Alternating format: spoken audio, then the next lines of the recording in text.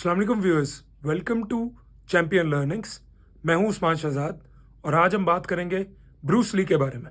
मैंने पहले भी ब्रूस ली के ऊपर एक वीडियो बनाई थी, लेकिन मैंने उसमें कोटेशंस को टच किया था। आज मैं उनकी कोशिश करूंगा उनकी लाइफ को ज़्यादा टच करने की। तो ब्रूस ली जो थे बेसिकली वो हांगकांग के और अमेरिका के बड़े ही कमाल के मार्शल आर्टिस्ट थे, बल्कि उनको दुनिया का बेस्ट मार्शल आर्टिस्ट भी कहा जाता है।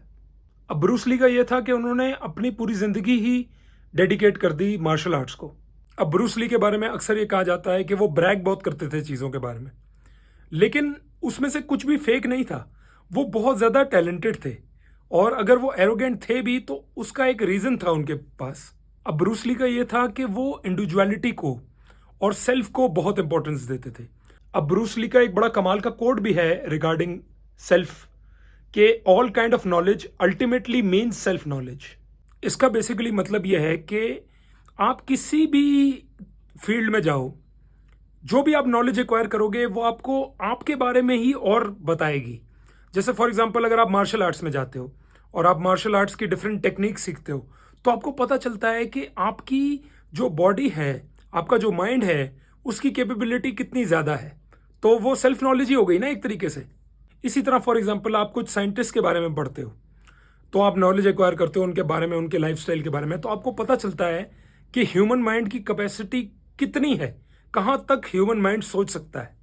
अब ब्रूस ली का क्या था कि उनको बचपन से ही लड़ने का शौक था, तो अब उन्होंने उसकी फिर फॉर्मल ट्रेनिंग भी ली एक ट्रेनर के अंडर, और वहाँ पे उन्होंने डिसिप्लिन सीखा, सेल्फ कंट्रोल सीखा, क्योंकि ये दोनों चीज़ें बहुत ही ज़्यादा इंपॉर्टेंट हैं मार्शल आर्ट्स को सीखने के लिए।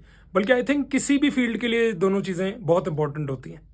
एक और ब्रूस ली में बड़ी कमाल की क्वालिटी थी कि उनको चैलेंजेस का बहुत शौक था।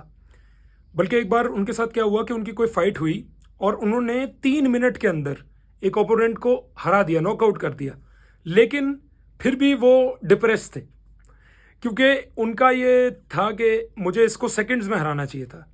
तो फिर उन्होंने और ज़्यादा प्रैक्टिस की और ज़्यादा एक्सप्लोर किया, तो वो आहिस्ता आहिस्ता बेहतर होते गए। और उनके लिए विनिंग या सक्सेस इतनी इंपॉर्टेंट नहीं थी जितना एक एक्सीलेंट मार्शल आर्टिस्ट बनना इंपॉर्टेंट था। अब क्योंकि उनका बहुत ही ज़्यादा इंटरेस्ट था मार्शल आर्ट्स में, तो उन्होंने बहुत सारे डिफरेंट स्टाइल सीखे और उसका एक ही स्टाइल बना दिया जो कि उनका अपना यूनिक था। और बल्कि ये तो हर फील्ड में ही होता है ना, पॉसिबिलिटीज़ तो हमेशा इन्फिनिट होती हैं हर फील्ड में। अब आप कितना आगे जाते हो वो आपके ऊपर डिपेंड करता है, आप कितना सीखते हो, कितनी जल्दी सीखते हो, कितनी ज़्यादा टेक्निक सीखते हो, वो अब आपके ऊपर है। तो मार्शल आर्ट्स भी ऐसा ही है।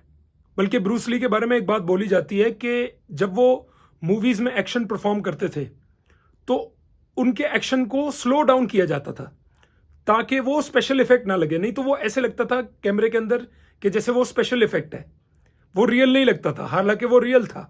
तो बहुत ही ज़्यादा फास्ट था उनका एक्शन।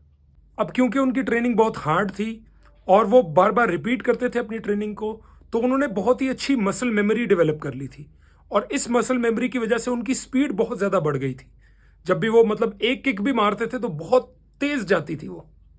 एक बारी उनके साथ क्या हुआ कि उनको एक बैक में इंजरी हो गई, तो डॉक्टर ने उनको कहा कि वो आइंदा के बाद कभी भी मार्शल आर्ट्स नहीं कर पाएंगे। लेकिन ब्रूस ली को ये काम मंजूर था।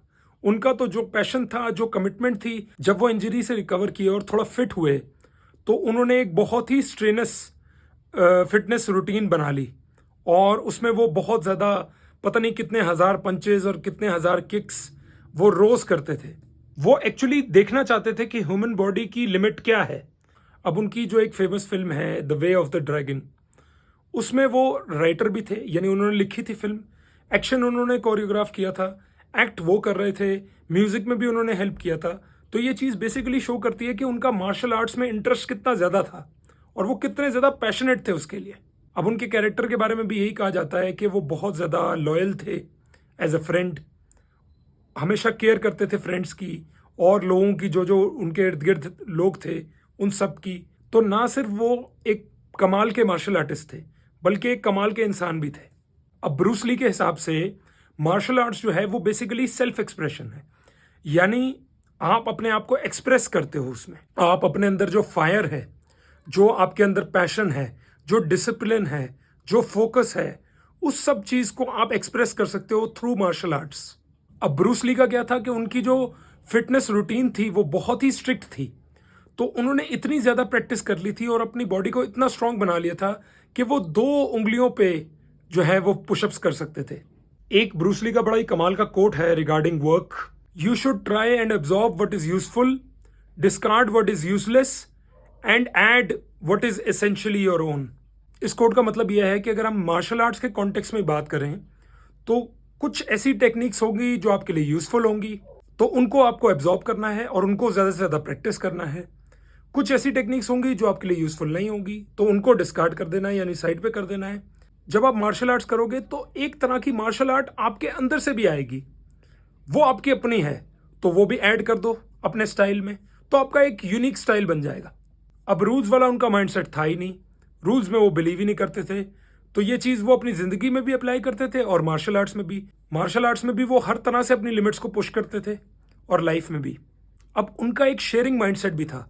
अब अपनी मार्शल आर्ट्स को वो अपने तक ही नहीं रखना चाहते थे, बल्कि वो ये चाहते थे कि वो जितना हो सके उतना वो लोगों के साथ सेल्फलेसली शेयर करें, तो वो करते थे पूरी तरह से। उन्होंने अपना एक इंस्टीट्यूट भी बनाया हुआ था जिसमें वो फॉर्मली ट्रेनिंग देते थे मार्शल आर्ट्स की लोगों को।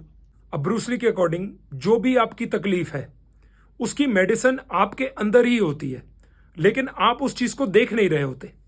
कोई भी प्रॉब्लम है आपकी ज़िंदगी में तो उसका सोल्यूशन आपके अंदर ही पड़ा होता है, बस आप ढूंढ नहीं रहे होते उसको। अगर आप ढूंढ लो तो वो मिल जाता है।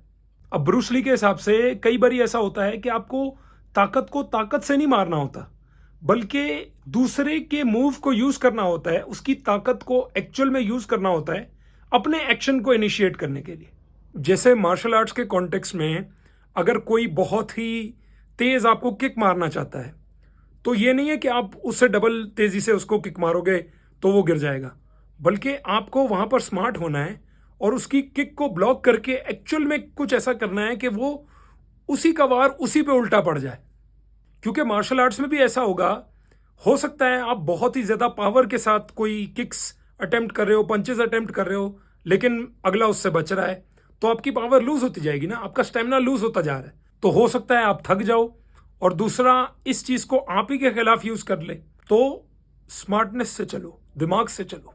अब अगर इसकी मैं आपको रियल लाइफ एग्जांपल दूं तो जैसे फॉर एग्जांपल चेस खेलते टाइम कोई अगर कोई मूव करता है, तो अब आपको देखना है कि उस मूव से हमेशा एक एडवांटेज भी होगा और एक डिसएडवांटेज भी होगा, यानी उसको कोई ना कोई एडवांटेज मिला होगा कोई मूव खेल के और कुछ गैप भी बचा होगा उसकी वजह से, तो आपको उस गैप को देखना है और उसी की चाल को उसी के खिलाफ मोड़ देना है। तो व्यूअर्स, आई होप इस वीडियो से आपको कुछ ना कुछ सीखने को मिला होगा। अगर वाकई सीखने को मिला हो तो प्लीज़ वीडियो को लाइक करें, शेयर करें और चैनल को ज़रूर सब्सक्राइब करें। Thank you so much for watching. अल्लाह हाफिज़।